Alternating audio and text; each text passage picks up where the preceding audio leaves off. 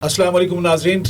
आज़ाद कश्मीर से मीरपुर डिवीज़न में 27 जुलाई को इंतखाबात होने जा रहे हैं और हम आज जो ख़ासकर हलके डिस्कस करेंगे वो कोटली ज़िला के 2 हलके हैं और कश्मीर टाइम्स डिजिटल की स्पेशल ट्रांसमिशन के साथ मैं हूं आपका मेज़बान आबिद अब्बासी और मेरे साथ तजिए के लिए मौजूद हैं जनाब एजाज़ अब्बासी साहब। एजाज़ अब्बासी साहब, आपको welcome the show. Thank you.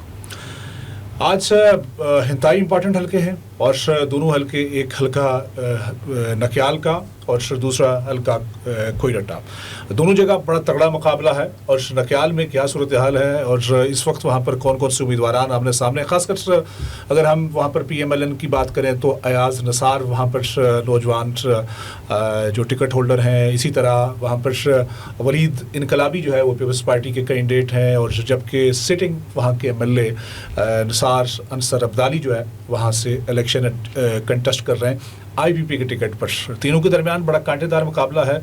2 के वालिद ग्रामी जिसमें अयाज नसार और वलीद इनकलाबी के वालिद ग्रामी इसी हलके से मेंबर्स असम्बली रहे, जबकि नसार अंसर अब्दाली 2021 के इंतखाबात में PTI के टिकट पर यहाँ पर कामयाब हुए थे और उसके बाद अब 2026 में दोबारा इंतखाबात में वहाँ पर हिस्सा ले रहे हैं। तो आप अगर इस मंजरनामे को सामने रखते हुए अगर देखें तो माजी में यहाँ पर कौन कौन जीता रहा अगर हम देखें और साथ आज का अगर मुकाबला है तीनों कैंडिडेट्स के दरमियान, तो कैसा आपको नजर आता है? बहुत शुक्रिया भाई साहब। ये 1975 में जब आज़ाद कश्मीर में पार्लिमानी जमहूरियत नाफिज हुई है तो उसके बाद ये हल्का मोस्टली मुस्लिम कॉन्फ्रेंस का मरकज़ रहा है। एक लिहाज से मुस्लिम कॉन्फ्रेंस से भी ज़्यादा आप कह सकते हैं कि राजपूत बरादरी और राजा नसार साहब, ये खोरटे की बात कर रहा हूँ जी, हल्का खोरटा जी, खोरटे। 1975 में इस हल्के से पहले इलेक्शन जो हुए उनमें गुलाम रजा साहब जीत गए थे, जो हमारे मीरपुर वाले जो एक जानने वाले एजाज रजा साहब उनके वालिद पीपल्स पार्टी में। वो खास बात ये थी कि उन इलेक्शन में मुस्लिम कॉन्फ्रेंस से बाइकाट कर दिया था 1975 में पहले इलेक्शन पहले जो पार्लियामानी अगर मुस्लिम कॉन्फ्रेंस बाइकाट न करती तो हो सकता है रिजल्ट वो ना आते जो हमारे इस रिकॉर्ड का हिस्सा है। उसके बाद 1985 10 साल तो फिर जा रहा है, 2 सालों बाद 75 में ऑलमोस्ट पीपल्स पार्टी ने जहाँ कैंडिडेट खड़े किए, चूंकि मुस्लिम कॉन्फ्रेंस वो इंतखाबात से बाहर हुई, बाइकाट किया तो पीपल्स पार्टी के कैंडिडेट। बुनियादी वजह ये थी कि मुस्लिम कॉन्फ्रेंस अलग हो गई थी और मुस्लिम कॉन्फ्रेंस पीपल्स पार्टी के दरमियान मुकाबला था और डेफिनेटली उनके लिए मैदान साफ हो गया। फिर आज़ाद कश्मीर में 2 साल के लिए हुकूमत बनी और फिर 10 साल तक इलेक्शन रुके रहे और 1985 के बाद ऑन वार्ड आज तक 10 साल तक जो इलेक्शन का डिले रहा जी उसमें चूंकि वहाँ पर साहब आज़ाद कश्मीर में उस वक्त वज़ीर-ए-आज़म बन गए थे खान अब्दुल हमीद खान साहब, माजिद खान साहब के दादा, माजिद खान साहब जो वैली से इलेक्शन लड़ते हैं पेशावर से। इनके दादा आज़ाद कश्मीर के वज़ीर-ए-आज़म बन गए थे और सरदार इब्राहिम गाजी मिल्लत सदर बने थे। जब पाकिस्तान में मार्शल लॉ आया तो आज़ाद कश्मीर में हुकूमत तो ख़त्म कर दी गई लेकिन सदर आज़ाद कश्मीर को नहीं छेड़ा गया था, हुकूमत वो बरकरार रहे। हुकूमत ख़त्म करके तो उन्होंने चीफ एग्जीक्यूटिव के तौर पर जनरल ब्रिगेडियर हयात खान को आज़ाद कश्मीर का चीफ एग्जीक्यूटिव बनाया और 2 साल बाद जब मुद्दत पूरी हुई सरदार इब्राहिम साहब की तो उनकी मुद्दत ख़त्म होने के बाद आज़ाद कश्मीर की सदारत का ओहदा भी जनरल ब्रिगेडियर हयात साहब को दे दिया गया। गोया के बैक वो चीफ एग्जीक्यूटिव भी थे और सदर आज़ाद कश्मीर में थे। अच्छा, ये सिलसिला 1983 तक चलता रहा। जब 85 के इंतखाबात हुए 1985 के, उसके बाद एक लंबे अरसे के बाद इंतखाबात हुए तो यहाँ से फिर राजा नसार जो उस वक्त मुस्लिम कॉन्फ्रेंस के कैंडिडेट थे और फिर वो पहली बार राजा नसार साहब जीते। फिर 1990 में जब इलेक्शन हुए तो पीपल्स पार्टी की हुकूमत बनी तो रफीक नईर साहब पहली बार, एक नौजवान आदमी थे उस वक्त, मैंने उस वक्त हल्फ उठाते हुए इनके देखा था, कोई 26-27 साल इनकी उम्र थी, ये बन गए थे। फिर 1 साल 9 महीने हुकूमत चली और साल के बाद फिर इलेक्शन हुए, राजा नसार साहब फिर जीत गए और फिर 5 साल रहे बजाय वज़ीर-ए-आज़म रहे तो राजा नसार साहब उस काबीना में वज़ीर रहे। 1996 में जब दोबारा इलेक्शन हुए तो रफीक नईर साहब एक बार फिर जीत गए पीपल्स पार्टी के टिकट पर और उसके बाद 2001 में 2006 में सुल्तान महमूद साहब की गवर्नमेंट आई थी तो उसमें वो मिनिस्टर भी आए थे। 2001 और 2006 के दोनों इलेक्शनों में राजा नसार साहब फिर जीत गए थे इलेक्शन और दोनों काबीना में सरदार सिंह साहब की काबीना में भी और सिकंदर साहब की काबीना में भी ये वजीर रहे। फिर 2011 में इस सीट से मतलूब इनकलाबी साहब, पहली बार मतलूब इनकलाबी साहब का बुनियादी तौर पर हल्का चढ़ोई है, वो फिर पहली बार मुंतकिल हुए थे खोराटा के हल्के में और इस हल्के से इलेक्शन लड़े پیپل پارٹی کی حکومت بنی، وہ بھی جیت گئے تھے اور قجوری وزیر صاحب کی کابینہ وزیر تعلیم بنے. اچھا چونکہ مطلوب انقلابی صاحب بڑے ایکٹیو کارکن رہے، مختلف، اس سے پہلے وہ کشمیر کونسل کے ممبر رہے. وہ ایگزیکٹلی کہ کشمیر کونسل کے ممبر رہے. کشمیر کونسل کے ممبر کے بعد پھر انہوں نے کھوئرہ ٹک کا انتخاب کیا تھا، یہاں سے جو ہے وہ زیادہ تر لوگ یہ بات کہتے ہیں کہ چودھری یاسین صاحب اور ان کا حلقہ ایک ہی تھے دونوں ایکٹیوسٹ. مطلوب انقلابی صاحب ظاہر ہے کہ طلباء سیاست اور پھر پی وائی یو کی سیاست کر کے اوپر آئے تھے، کشمیر کونسل کی ممبر بھی مان گئے تھے، اور چودھری یاسین صاحب تو ڈائریکٹ ظاہر ہے ایک لحاظ سے. اچھا اب دیکھیے، اور انہوں نے پھر ایکوموڈیٹ کرنے کے لیے ان کو وہ حلقے میں. اچھا وہ بینظیر بھٹو صاحبہ جو ہے نا، وہ بڑا اپنے ورکر کا جو ہے وہ کیئر بھی کرتی تھی. تو اور خاص کر مطلوب انقلابی صاحب جب کشمیر کونسل کے ممبر بنے ہیں، کشمیر کونسل کے ٹکٹ کے لیے انہوں نے اپلائی کیا پیپلز پارٹی میں، اور پھر پیپلز پارٹی نے اور خاص کر محترمہ بینظیر بھٹو صاحبہ نے وہاں اس وقت چونکہ مسلم کانفرنس اسٹرانگ تھی، سردار کیوں صاحب جو ہے ان کی پارٹی کافی مضبوط تھی، ان سے پھر انہوں نے وہ سیٹ یا ووٹ کے لیے جو ہے پیپلز پارٹی کے پاس ووٹ ہی پورے نہیں ہو رہے تھے، وہ سیٹ مسلم کانفرنس جیت رہی تھی. تو اسی اسلام میں بینظیر بھٹو صاحبہ سے ملاقات ہوئی مجاہد اول کی، اور انہوں نے ان کو کہیں ریکویسٹ کیا کہ یہ میرا ایک اچھا سیاسی ایکٹیوسٹ نوجوان ہے، تو آپ اس کے لیے ایک سیٹ نکالیں. انہوں نے کہا ایک سیٹ نہیں، جتنی سیٹیں آپ کہتے ہیں ہم دیتے ہیں آپ کو. وہ آ کر انہوں نے اپنے بندے کو پیچھے ہٹا کر مطلب انقلابی صاحب کو بنا دیا. یہ بڑا ایک اچھا رواداری جسر تھا. اور اب تو آپ کو پتا ہے اس طرح کی چیزیں نہیں رہی، لیکن ماضی میں اس طرح یہ بڑے ہمارے مطلوب انقلابی صاحب ایک بار 2011 میں تھے، پھر 2016 میں راجہ انصار صاحب پھر آگے نون لیگ کے ٹکٹ پہ. لیکن ان کی صحت اس وقت اتنی کمزور ہو گئی تھی کہ ایک بار ہم کہیں، میں بھی فاروق اظہر صاحب کے ساتھ بیٹھا ہوا تھا جب وزیر اعظم بنے، تو ہم نے کہا جی کہ آپ فلاں فلاں کام یہ راجہ انصار صاحب سے کیوں نہیں؟ انہوں نے کہا جی ان کی صحت ٹھیک طرح ایکٹیو ہو کر کام نہیں کر پا رہے، جس کی وجہ سے بالخصوص اس وقت آپ کو یاد ہوگا 13ویں ترمیم کا کام وزیر قانون ہوتے تھے وہ 13ویں ترمیم تو ہم نے ان سے پوچھا تھا کہ کیوں نہیں کرتے، تو انہوں نے کہا کہ ان کی صحت کا مسئلہ ہے. تو بعد میں نثار صاحب نے 2021 کے الیکشن میں خود ہی پیچھے ہٹ کر اپنے بیٹے کو سامنے لایا، ایاز انصار صاحب، لیکن وہ جیت نہیں سکے تھے. نثار انصار عبدالی صاحب اس الیکشن میں جیت گئے تھے، اور ابھی ان کا بیٹا دوسری بار اپنی مسلم لیگ نون کے ٹکٹ پر الیکشن لڑ رہا ہے. اور خاص بات یہ ہے کہ راجہ انصار صاحب جو 5 الیکشن جیتے ہیں، ان میں سے 4 الیکشن مسلم کام کے پلیٹ فارم سے جیتے ہیں، ایک نون لیگ کے ٹکٹ اور 10 میں سے 5 انہوں نے جیتے اور 5 ان کے اپوزیشن مخالف، جس میں رفیق نیر صاحب بھی رہے، اس بار اور پھر جو ہے اس بار دلچسپ صورتحال ہے. پہلے تو ابتدا میں تو رفیق نیر صاحب نے بغاوت کر دی تھی ٹکٹ کے خلاف. مطلوب انقلابی صاحب کا جو بیٹا ہے ولید انقلابی، ان کا ٹکٹ کو انہوں نے قبول نہیں کیا، وہ خود کھڑے ہو گئے تھے، ان کی برادری 2 حصوں میں تقسیم ہو گئی تھی. اسی طرح ایاز انصار صاحب جو مسلم لیگ نون کے ٹکٹ پر لڑ رہے ہیں، انہی کی برادری کے ایک بڑے بااثر آدمی شاداب سکندر، وہ جو ڈی آئی جی گروپ اور دوسرے تیسرے، وہ اقبال سکندر صاحب بڑے ایک آدمی تھے پچھلے عرصے میں ان کے، وہ بھی 2 حصوں میں تک. اس وقت تاثر یہ تھا، وہ بھی شاداب سکندر بڑے ایکٹیو آدمی ہے اور نوجوان آدمی ہے، اور حلقے میں اپنا ایک اثر جو ہے وہ رکھتے ہیں. تو اگر دڑا ایاز انصار کے ساتھ اگر جڑ گیا تو ڈیفینیٹلی ان کو فائدہ ہوگا. جب یہ دونوں مرج نہیں ہوئے تھے تو اس وقت تاثر یہ تھا کہ نثار انصار عبدالی صاحب کی پوزیشن ان دونوں کے مقابلے میں اوپر جا رہی ہے، آگے جا رہی ہے، اس لیے کہ ان کی اپنی برادری جو جاٹ برادری ہے، جاٹ برادری کھوئیٹا میں گجر برادری کے بعد دوسری بڑی برادری ہے. یہ خاص سمجھنے کی بات ہے.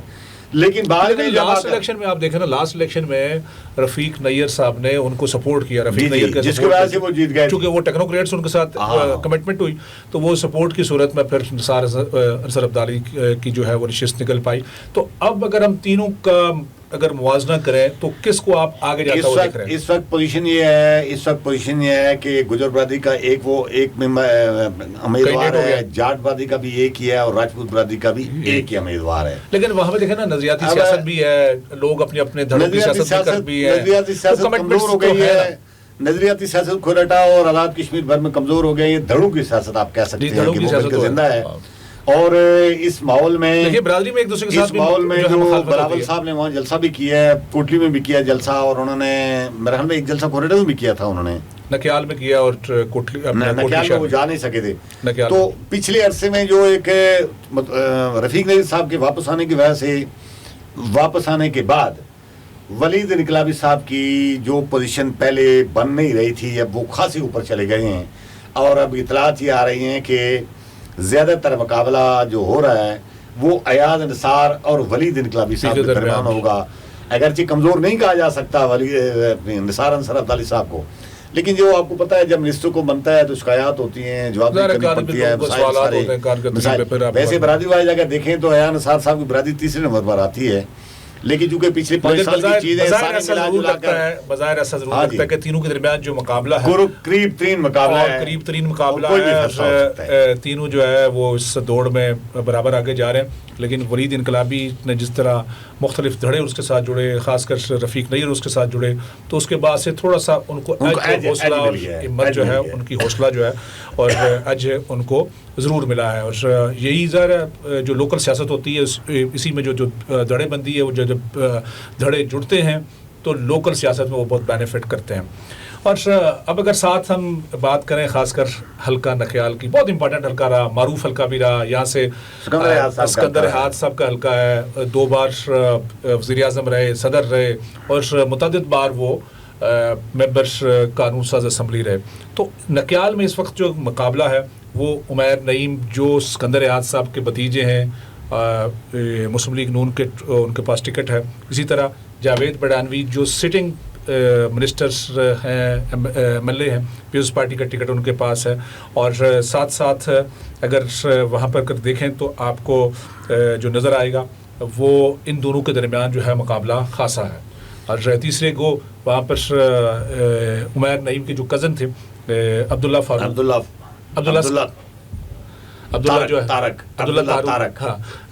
طارق جو ہے سکندر احاط صاحب کے حقیقی پوتے ہیں، وہ وڈرا ہو گئے، وہ مسلم کانفرنس کے ٹکٹ پر لڑ رہے تھے. جی ایگزیکٹلی، وہ مسلم کانفرنس کے ٹکٹ پر انتخابات میں حصہ لے رہے تھے، وہ وڈرا ہو گئے عمیر نعیم کے حق میں.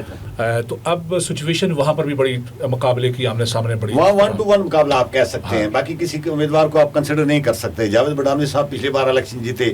اچھا ایک مزے کی بات اور بتاؤں، جاوید بڑانوی صاحب کے بارے میں ایک تاثر ہے کہ آزاد کشمیر کی جو کابینہ پچھلی بار بھی بنی تھی، چودھری مجید صاحب کے دور میں اب بھی بنی ہے، سب سے شریف اور ٹرانسپیرنٹ قسم کے وزیر رہے ہیں. کوئی کرپشن کا چارج، کوئی گڑبڑ، کوئی اس طرح کی نہیں. ویسے بھی وہ ایک گراس روٹ لیول نہیں دیکھیں نا، میں تو چھوٹی موٹی گنجائش تو ہے نظر ہے، ان کے ساتھ چھوٹی موٹی گنجائشوں والی یہ چیز بھی نتھی نہیں ہوئی. لیکن احتساب اگر ٹھیک کام کرتے رہے جس کا چیزیں نکل سکتی ہیں، لوگوں کو یہ اعتماد ہو کہ میں جو درخواست لے کے جاؤں گا یا پھر جو اگر کسی بھی محکمے کے اندر ایک فرد کی بات نہیں کر رہا، صاحب ایک چیز ہے، الزاموں سے تو کوئی نہیں بچ سکتا نا، لیکن ان کے خلاف اس طرح کی چیزیں ابھی تک ان کے بارے میں یہی کہا جاتا ہے. لیکن روایتی لحاظ سے یہ حلقہ سکندر احاط صاحب اور ان کی فیملی کا رہا ہے. سکندر احاط صاحب جب بھی یہاں سے الیکشن لڑے ہیں تو کبھی مقابلے میں ان کو شکست نہیں ہوئی، کبھی نہیں آ رہی. 75 میں لال محمد لبانیہ جیت گئے تھے یہاں سے، وہ اسی لیے وہ پہلے جو ہم نے بات کی ہے کہ مسلم کانفرنس سے بائیکاٹ کر دیا تھا، اس لیے جب راستہ صاف ہو گیا تو پھر پیلواڑی والے لوگ اکثر جیت گئے تھے. پاکستان میں بھی حکومت تھی ان کی. لال محمد لبانیہ جب جیتے تھے تو سکندر احاط صاحب نے بائیکاٹ کر دیا تھا. 1970 کی اسمبلی میں بھی سکندر احاط صاحب ممبر اسمبلی رہے ہیں، اور بلکہ سینئر وزیر تھے. مجاہد اول کی جب صدارت کی حکومت تھی تو وہ سینئر وزیر بنائے گئے. پارلیمانی جو نظام 75 میں آیا اس میں انہوں نے بائیکاٹ کیا، انتخابات میں حصہ لیا. 85 میں جب وہ آئے تو پرائم منسٹر بن گئے. 85 سے لے کر 85 میں جیتے، پھر 90 میں جیتے، 91 میں جیتے.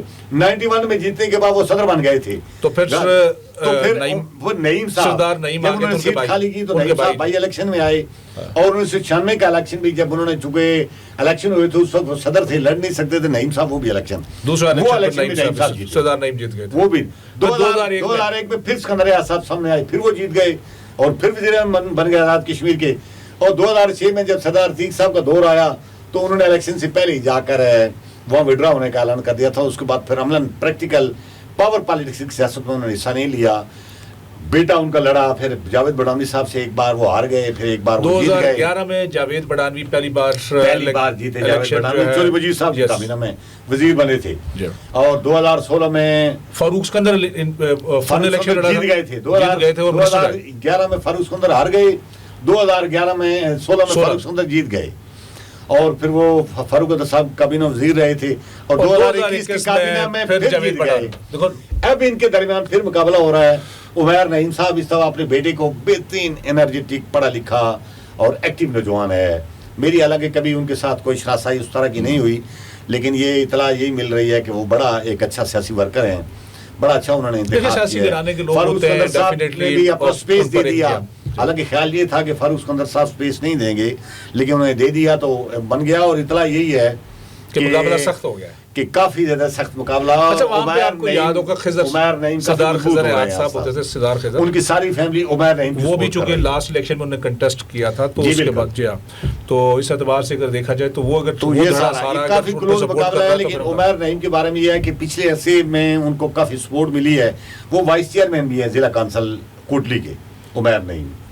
تو یہ ایک اچھا مقابلہ ہوگا جس کا نتیجہ تو کیا ہوتا ہے دیکھی جائے گی. لیکن یہ آپ پریڈکشن نہیں کر سکتے کہ 3 دن پہلے ہی ہم یہ کہہ سکتے ہیں کہ واضح مقابلہ سخت ہے.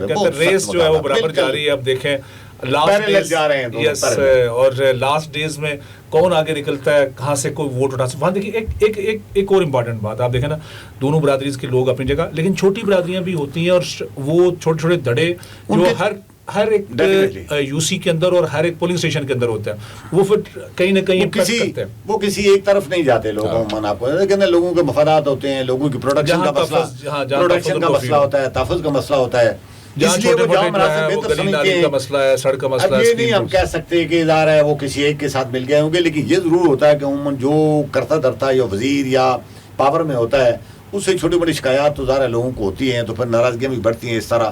لیکن وہ میرے حال میں دونوں طرف کے لوگوں کی سپورٹ کر رہی ہیں, اس لیے مقابلہ بالکل نیک ٹو نیک ہے, گردن ٹو گردن مقابلہ ہے, اور اس کا فیصلہ پرسوں ہی ہوگا. ناظرین آپ پروگرام دیکھ رہے تھے, اور یہ دونوں حلقے ایسے ہیں جس میں حلقہ کھوئیرٹا اور حلقہ نکیال جو ہے, ان دونوں میں مقابلہ بڑا سخت ہے. اور دونوں جو حلقے ہیں ان میں کینڈیڈیٹ بھی بڑے تگڑے ہیں, اور ایسے کینڈیڈیٹ ہیں جو ماضی میں کسی نہ کسی صورت میں ان کے ساتھ یا تو جو سیاسی لیگیسی ہے وہ موجود ہے, اور جس طرح ایاز انصار کا اپنا ذکر کیا, کھوئیرٹا کے اندر ان کے والد گرامی منسٹر رہے اور متعدد بار وہاں سے ممبر اسمبلی رہے, اور پھر اسی طرح ولید انقلابی کے والد گرامی مطلوب انقلابی جو ہے اسی حلقے سے منسٹر رہے, ممبر اسمبلی رہے, اور نثار انصر عبدالی وہاں سے اب وہاں ممبر اسمبلی ہیں. اور نکیال کے اندر بہت دلچسپ مقابلہ جو ہے اس کی توقع کی جا رہی ہے. لیکن یہی امید ہے کہ جو ووٹرز بر وقت نکال پائے گا جو کینڈیڈیٹ, مقابلہ وہی جیت پائے گا. تو آپ کو ہم اپڈیٹ رکھیں گے کشمیر ٹائمز ڈیجیٹل کی خصوصی ٹرانسمیشن, الیکشن ٹرانسمیشن کے ساتھ ہمارے ساتھ جڑے رہیے گا. بہت شکریہ.